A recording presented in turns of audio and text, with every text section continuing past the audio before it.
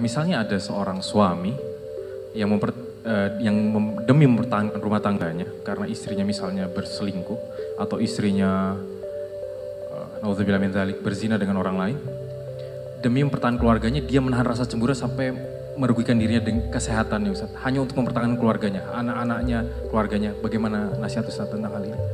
Subhanallah jamaah. Perzinaan adalah sebuah dosa yang sangat keji. Tidak ada hukuman di dunia untuk sebuah tindakan dosa yang lebih buruk dari zina. Bayangkan zina itu dirajam sampai mati. Seluruh tubuhnya itu harus merasakan tuh lemparan batu itu sampai mati. Kalau orang membunuh dibunuh, selesai. Orang mencuri dipotong tangannya. Tapi untuk berzina, membunuhnya dengan cara yang sangat keji sekali. Karena perbuatan dosa ini tidak termaafkan sebenarnya kecuali apabila dia kembali bertobat kepada Allah SWT. Bagaimana suami yang mendapati istrinya selingkuh dan dia tahu, bukan berita bohong, bukan kabar burung, dia tahu istrinya berselingkuh. Dan afwan jamaah ya, memang yang model kayak gini ini kadangkala muncul dari pasangan yang merasa tidak butuh kepada suaminya.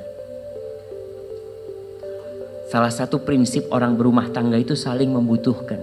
Allah mengatakan hunna libasul lakum wa antum libasul lahun. Wanita itu pakaian buat kalian, kalian pakaian buat mereka. Ketika ada perasaan tidak butuh, si wanita akan melakukan perbuatan dosa dan dia tahu suaminya tidak mungkin menceraikan. Karena suaminya butuh sama dia, si wanita merasa nggak butuh sama suaminya.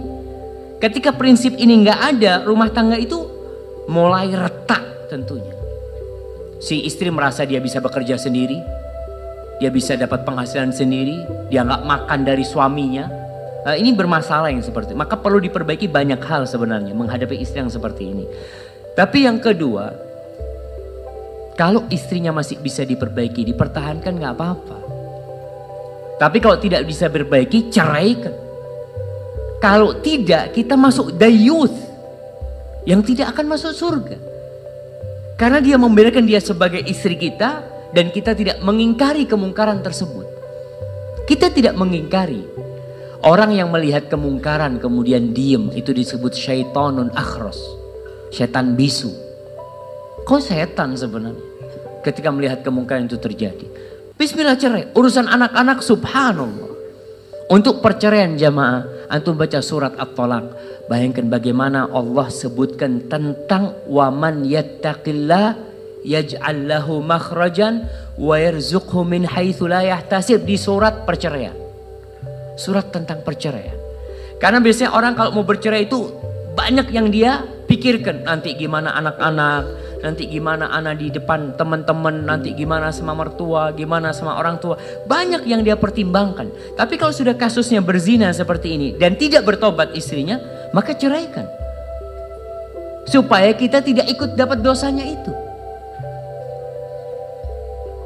Barang siapa yang bertakwa kepada Allah, pasti nih Allah kasih jalan keluar. Dan para jamaah kita perlu melihat kenapa kita menikahi wanita tersebut. Itu di awal juga innamal a'malu binniyat ini harus kita pikirkan. Ada seorang salafus saleh Asy-Sya'bi ya Pak. Nah, dia cerita tentang ada orang tanya, "Wahai Imam, aku ini kok merasa hina di depan istriku. Hina aku di depan istriku." Gurunya ini diam. Kata dia, "Mungkin kau menikah untuk mendapatkan kehormatan." Iya betul. Dia menikahin wanita ini memandang kepada kehormatan wanita ini. Dengan bayangan kalau aku menikah dengan wanita ini, kehormatan dia akan tinggi. Mungkin dia dari kalangan bangsawan, dari orang kaya. Itulah penyebabnya kata dia. Lalu si yang ditanya ini cerita, "Aku punya 4 saudara. Muhammad, terus apa lagi? Terus dia bawanya Imron." Dia cerita, kakakku yang paling tua itu nikah karena kehormatan. Ternyata dia langsung hina di depan istrinya. Adikku Imron menikah karena kekayaan dan dia menikahi wanita yang lebih kaya dari dia. Ternyata bukan dia tambah kaya, malah diperes sama istrinya. Soalnya lakinya mau kawin karena kekayaan itu, malah diperes sama suami. Akhirnya setelah itu aku ketemu dengan guruku. Ya kalau nggak salah gurunya ini, subhanallah, ana lupa guru dia. Aku ceritakan kondisi kakak dan adikku. Lalu guruku menyebutkan 2 hadis Rasul SAW. Yang pertama hadis tentang wanita dinikahin karena 4 hal.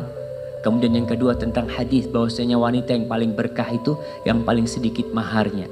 Lalu aku menikah dengan wanita yang agamanya baik dan maharnya sedikit. Alhamdulillah, barokah. Maka kita perlu memikirkan tadi, kenapa kita nikah? Jangan-jangan kita salah niat, jemaah. Hadza wallahu a'lam bissawab. Nah.